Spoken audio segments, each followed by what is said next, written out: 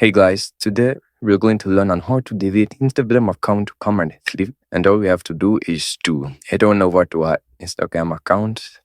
From here, we are going to tap on our profile, and then we are going to tap on the three lines. And then we're going to tap on account center, and then you're going to tap on these personal details, and then we are going to tap on account ownership and control. And then we're going to tap on the activation or deletion. Then you're going to choose the account that you would like to delete. Let's say I decide to delete this one.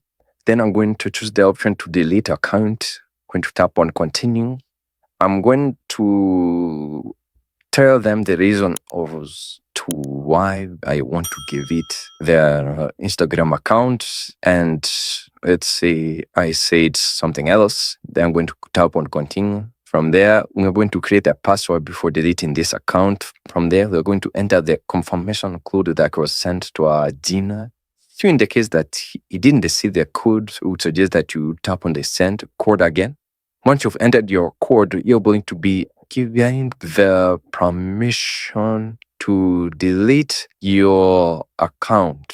After you'll now be able to delete this account. And thank you guys for watching this video. Please do like, share, and subscribe. And I'll see you guys on the next video.